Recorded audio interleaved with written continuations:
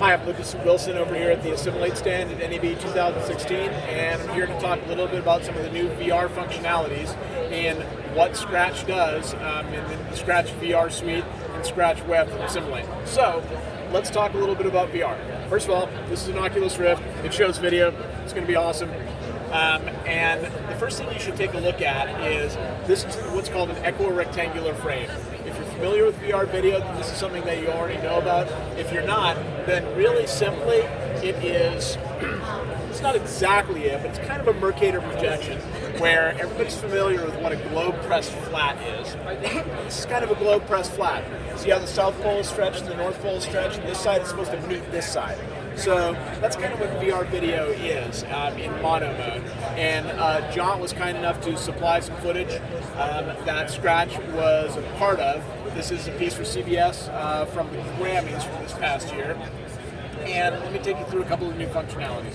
First of all, if you look up here, you'll see that I have a live viewport on my Oculus Rift, so I can see what's going on if somebody's looking at through an Oculus, right?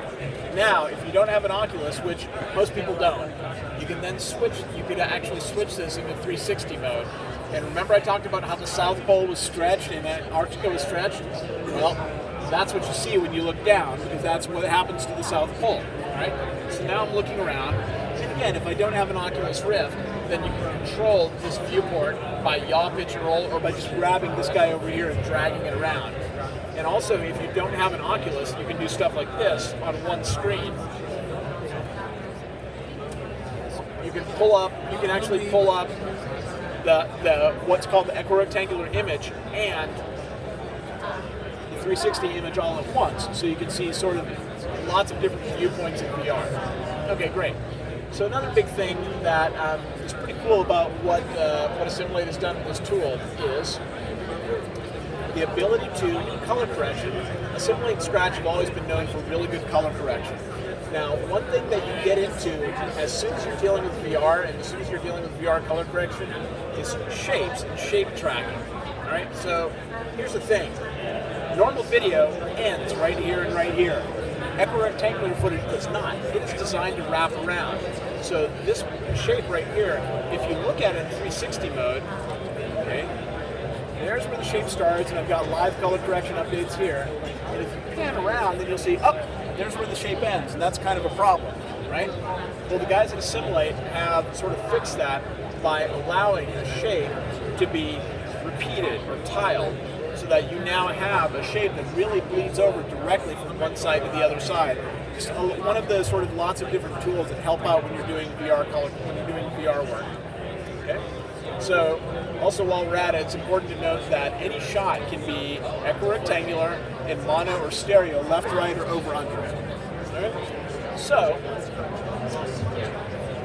as you're doing this, I'll show you one more thing. This thing is something that's saved my life a couple of times when I'm working on VR productions.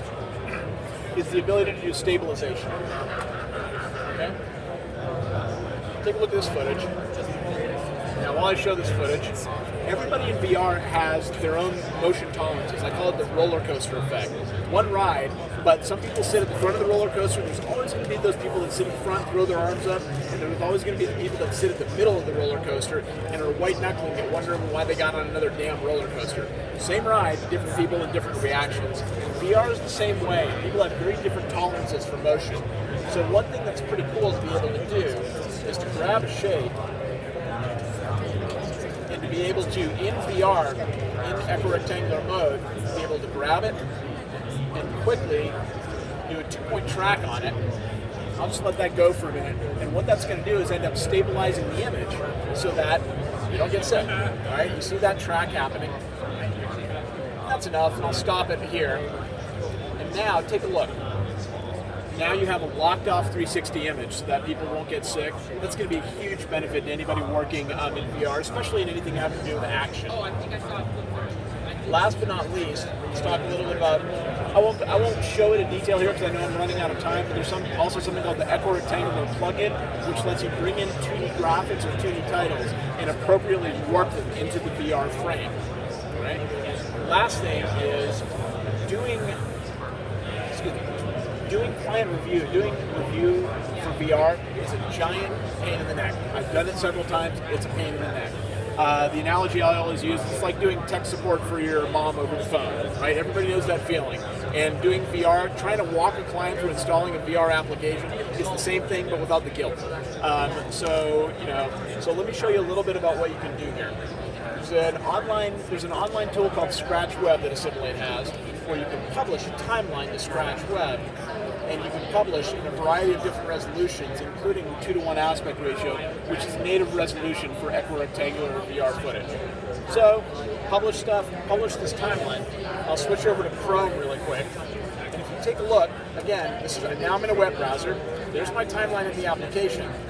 There's Scratch Web, and when I click on this, you'll notice that here I'm looking at the equirectangular footage, and this is actually a pretty good stress test because all my networking here is being done through this MiFi on the show floor. So this is actually pretty accurate in real world situations. So when I look at a demo, when I look at material, I can look at it this way, or for a client, they can also immediately pop it into Web 360 mode, or they can pop it into a Google Cardboard mode, and you can even customize a field of view for Google Cardboard. Now, what's really important about that is that it's really, really difficult to send VR footage to clients. You're trying to tell primarily non-technical people how to do a very technical thing. With Scratch Web, it's something that you can just generate a link, send it to a client. They open it up on their phone, they push something, they enter a password if they want to, and they can instantly start looking at it. Again, that sort of workflow is great, and it's always existed for a long time in the traditional 2D world. In VR, it's a brand new thing, and Assimilate is really the only company that's sort of doing it, and it's dived into it sort of with everything they've got to support a VR workflow from start to end. That's kind of it. Look at Assimilate. Bye.